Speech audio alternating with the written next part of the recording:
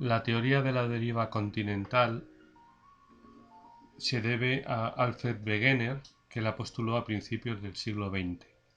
Es una teoría contraria a las teorías fijistas que imperaban con anterioridad, según la cual los continentes no habían cambiado nunca de posición.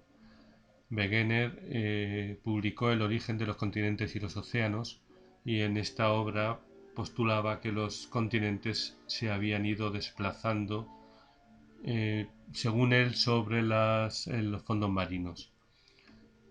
Los continentes habrían estado en época, hace muchos millones de años, todos unidos formando un supercontinente denominado Pangea, y a partir de este supercontinente, por fragmentación y desplazamiento, se habría llegado a la disposición de continentes que tenemos en la actualidad. Wegener daba una serie de pruebas o argumentos geográficos, paleontológicos, geológicos, paleoclimáticos para sustentar su teoría. En primer lugar, las pruebas geográficas que aportaba consistían en comparar las costas a ambos lados del océano Atlántico y encajar las masas continentales como si fueran un puzzle.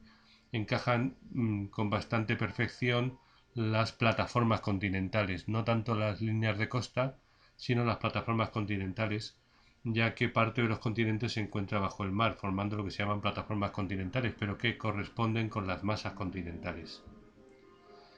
Las pruebas paleontológicas consistían en comparar la distribución de fósiles de la misma época en distintos continentes.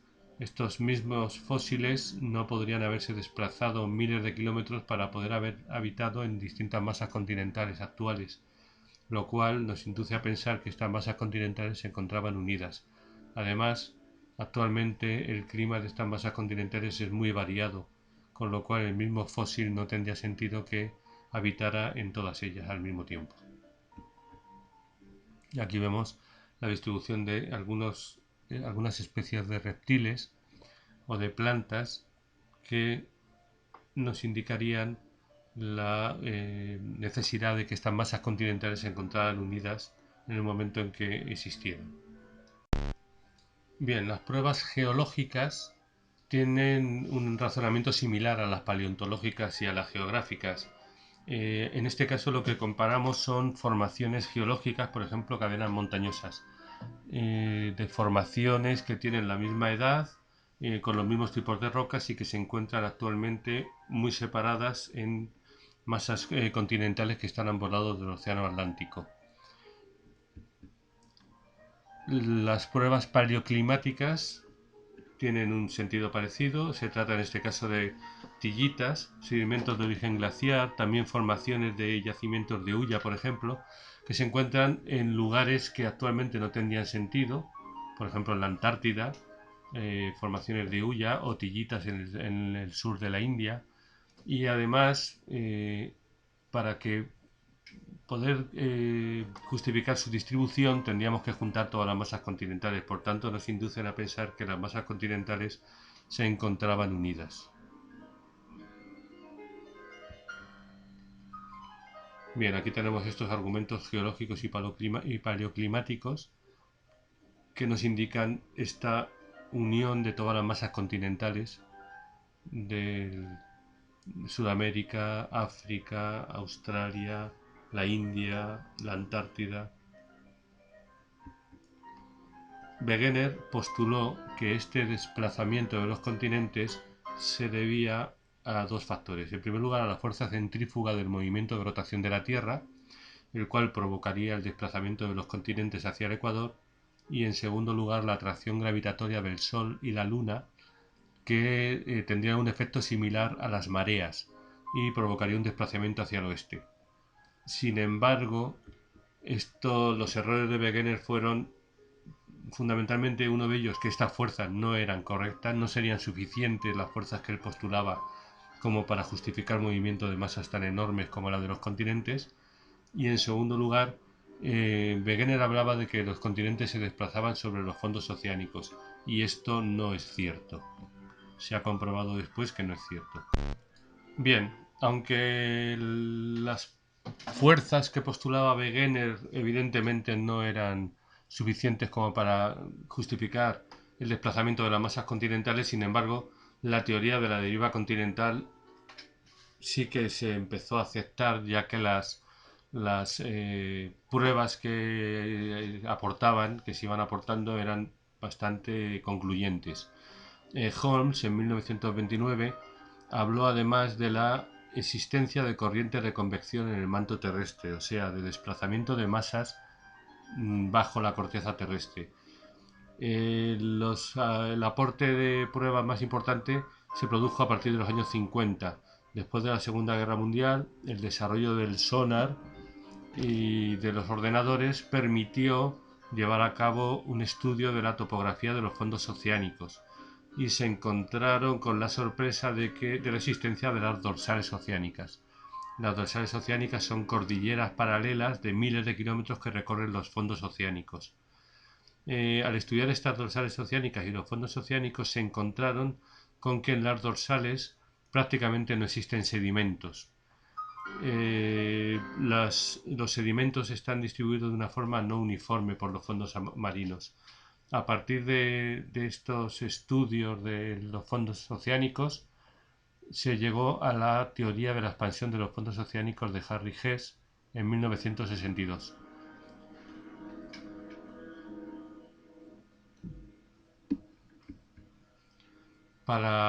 Esta teoría lo que dice es que los fondos oceánicos se van expandiendo a partir de las dorsales oceánicas, y las pruebas de esta expansión de los fondos oceánicos son fundamentalmente, en primer lugar, esta distribución heterogénea de los sedimentos. Los sedimentos son muchísimo más, tienen un espesor muchísimo mayor cerca de la costa, y van siendo cada vez más escasos a medida que nos acercamos a la dorsal oceánica que se encuentra en el centro. En segundo lugar, la edad de las rocas componentes de la litosfera oceánica es mucho menor que la de las masas continentales. Son rocas mucho más recientes, de forma que incluso las rocas más antiguas no suelen tener más de 200 millones de años. Y por último, la prueba más importante quizás es la prueba paleomagnética, el paleomagnetismo, la aparición de bandas magnéticas paralelas a ambos lados de la dorsal oceánica. La prueba paleomagnética se estudió a partir de la década de 1950 y consiste en lo siguiente. Las rocas que tienen minerales ricos en hierro presentan magnetismo, o sea, cuando se produce la roca, cuando se crea a partir de magma, de roca fundida, se consolida y queda orientada según la dirección del campo magnético terrestre. Naturalmente, si el campo magnético se invierte y fuera al revés, la orientación de la roca sería la inversa. Y esta inversión del campo magnético terrestre ha ocurrido a lo largo de la historia geológica de la Tierra en múltiples ocasiones. Entonces, si tenemos dos rocas orientadas en dirección opuesta, significa que se han formado en momentos distintos en que el campo magnético terrestre era distinto. Eso es lo que se observa a ambos lados de una dorsal oceánica. Encontramos que las rocas, a medida que nos alejamos de la dorsal, van siendo cada vez más antiguas, y además las bandas de magnetismo van alternándose, van siendo invertidas, y esta alternancia de magnetismo es simétrica a ambos lados de la dorsal. La edad de las rocas es simétrica también a ambos lados de la dorsal, y los depósitos de sedimento van aumentando a medida que nos alejamos de la dorsal. Todo esto induce a pensar que el fondo oceánico se va creando a partir de esta dorsal oceánica, y por eso va siendo más antigua a medida que nos alejamos de ella. Y esta es lo que se denomina la teoría de la expansión de los fondos oceánicos de Hess de 1963. Aquí vemos cómo al ir expandiéndose el fondo oceánico, la polaridad del campo magnético terrestre va modificándose con el tiempo y va quedando registrada en esas paleomagnetismo que tienen las rocas de los fondos oceánicos. Esto indicaría que el fondo oceánico se va expandiendo por aparición de nuevos materiales que solidifican y dan lugar a la corteza oceánica, que ya vimos que es bastante homogénea.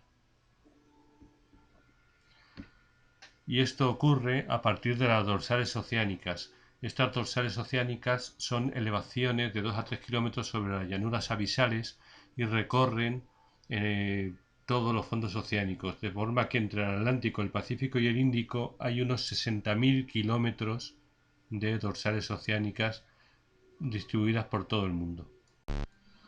Bien, entonces la idea es que estas dorsales oceánicas serían los puntos por los cuales se está produciendo la salida de magma, y este magma consolida y va produciendo la expansión de los fondos oceánicos.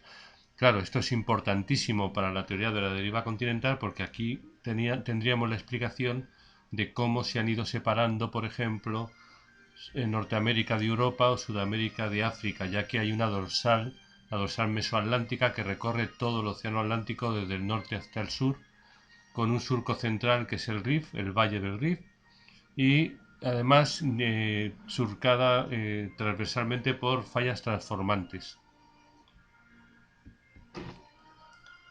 El hecho de que haya habido una inversión del campo magnético, no solamente se ha invertido, sino que también hay una migración del campo magnético.